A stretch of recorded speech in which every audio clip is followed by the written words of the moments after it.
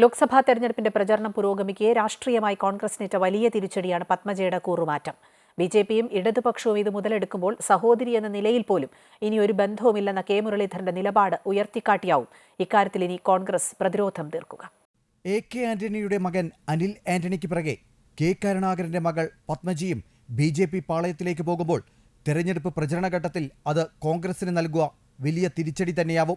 ബി.ജെ.പിക്കൊപ്പം ഇനി കോൺഗ്രസിലെ ആരു പോകും എന്ന ചോദ്യമുയർത്തിയാവും CPM ഇനി പ്രചരണം നടത്തുക. കെ മുരളീധരൻ മത്സരിക്കുന്ന വടകരയിലടക്കം പത്മജിയുടെ ബി.ജെ.പി. ബന്ധം CPM ഉയർത്തിക്കാട്ടും.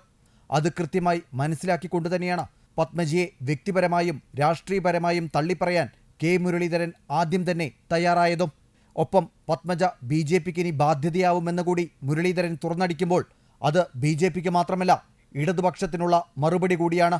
പാർട്ടിയെ ഒരു ഘട്ടത്തിൽ ചതിച്ചവരുമായിട്ട് അത് സഹോദരിയാണെങ്കിൽ ഇനിയൊരു കോംപ്രമൈസ് ഇല്ല. അച്ഛൻ്റെ ആത്മാവ് പൊറുക്കില്ല. കാരണം വർഗീയ കക്ഷിയുടെ കൂടെ പോയതുകൊണ്ട് അച്ഛൻ്റെ ആത്മാവ് പൊറുക്കില്ല. അതുകൊണ്ട് തന്നെയാണ് ഞാൻ പറഞ്ഞത് എല്ലാ ബന്ധങ്ങളും അവസാനിച്ചിരിക്കും. അതിൽ കൂടുതലൊന്നും പറയാനില്ല. പത്മജിയുടെ തട്ടകമായ തൃശൂരടക്കം നിലവിലെ രാഷ്ട്രീയ നീക്കത്തിലൂടെ അനുകൂലമാക്കാനാവും ബി.ജെ.പി. ശ്രമിക്കുക. അതുകൊണ്ട് തന്നെ സഹോദരിയെ എല്ലാ അർത്ഥത്തിലും തള്ളിപ്പറഞ്ഞ കെ മുരളീധരന്റെ പ്രതികരണം ഉയർത്തിക്കാട്ടിയാവും കോൺഗ്രസ് ഇനി പ്രതിരോധം തീർക്കുക. Shyam K Warrier, Amrita news, Kozhikode.